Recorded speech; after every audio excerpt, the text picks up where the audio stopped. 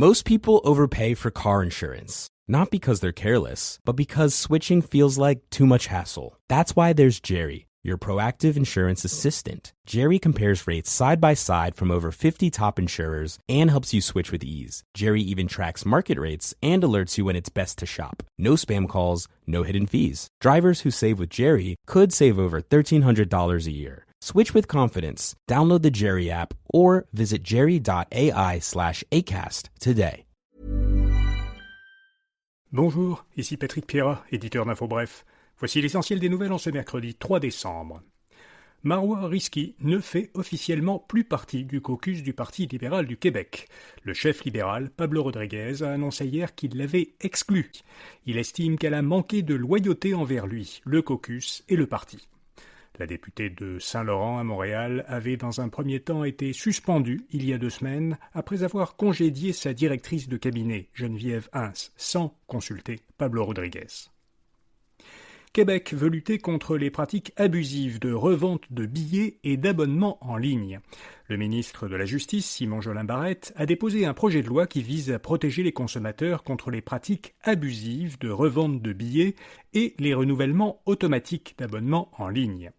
Concernant les reventes de billets, le projet prévoit que les acheteurs devraient être informés s'ils se trouvent sur une plateforme de revente et non dans un service de vente de nouveaux billets, et qu'ils devraient aussi connaître le prix auquel le billet a été initialement vendu.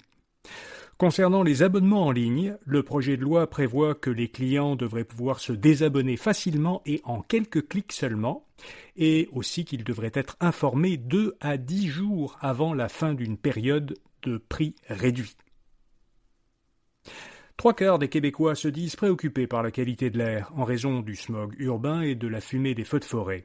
C'est ce qui ressort d'un sondage léger réalisé en septembre pour l'Association pour la santé publique du Québec.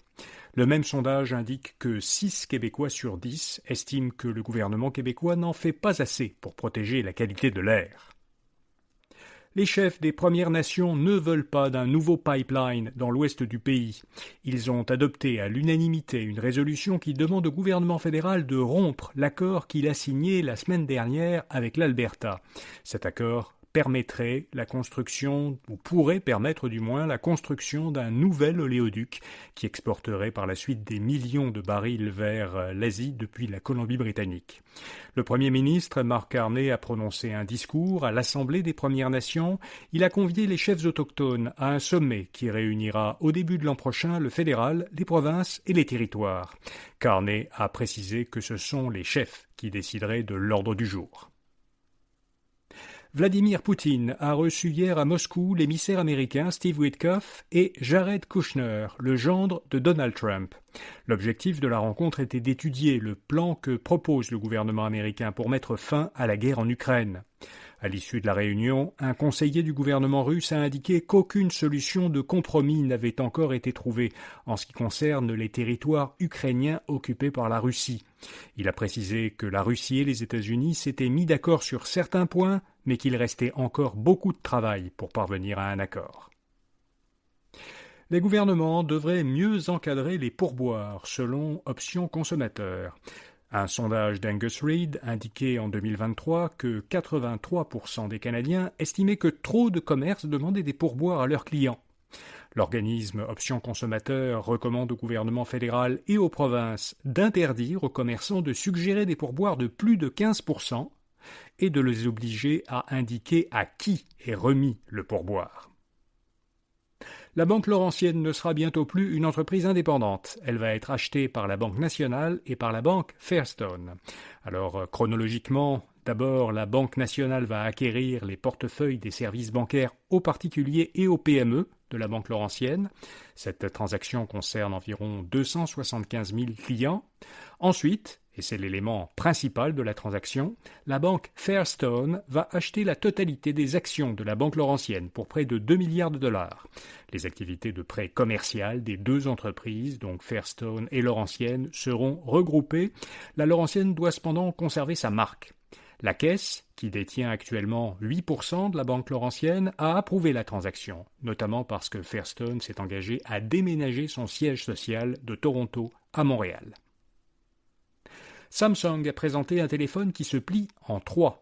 L'entreprise sud-coréenne a dévoilé le téléphone Galaxy Z Trifold. Il est doté de 3 écrans qui sont attachés par 2 charnières. Les écrans de droite et de gauche se replient derrière l'écran central. Lorsqu'il est entièrement déplié, l'appareil semble avoir un seul grand écran dont la longueur atteint 25 cm, soit presque celle d'un iPad standard. Ce téléphone sera d'abord vendu en Corée du Sud à un prix d'environ 2500 $ américains, ce qui est presque 3 fois plus que le prix de l'iPhone 17, lancé en septembre dernier. Le PDG du fabricant informatique Dell doit donner 250 $ américains à plusieurs millions d'enfants américains. Michael Dell, qui est la 16e personne la plus riche au monde selon Bloomberg, et sa femme Suzanne Dell s'engagent à verser au total plus de 6 milliards de dollars américains dans 25 millions de nouveaux comptes d'investissement pour enfants. Récemment créés par le gouvernement américain, ces nouveaux comptes permettront, à compter de juillet prochain, ils permettront aux parents d'y verser jusqu'à 5 000 $ américains par an et aux employeurs des parents d'y contribuer jusqu'à 2 500 $ américains par an, sans que cette contribution soit considérée comme un revenu imposable.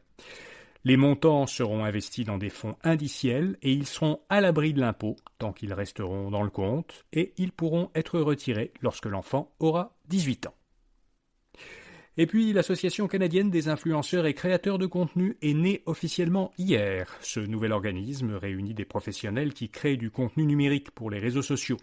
L'association doit fournir à ses membres de l'accompagnement, des occasions de réseautage et des assurances adaptées. Parles-tu français? ¿Hablas español? Parli italiano? If you've used Babbel, you would. Babbel's conversation-based technique teaches you useful words and phrases to get you speaking quickly about the things you actually talk about in the real world. With lessons handcrafted by over 200 language experts and voiced by real native speakers, Babbel is like having a private tutor in your pocket. Start speaking with Babbel today. Get up to 55% off your Babbel subscription right now at babbel.com/acast. Spelled BABBEL.com/acast. Rules and restrictions may apply. La fondatrice et présidente de cette association, Geneviève Baudry, a donné quelques détails à InfoBref. Vous pouvez les lire à infobref.com ou en suivant le lien dans la description de cet épisode. Voilà, vous savez l'essentiel. Bonne journée et à demain matin.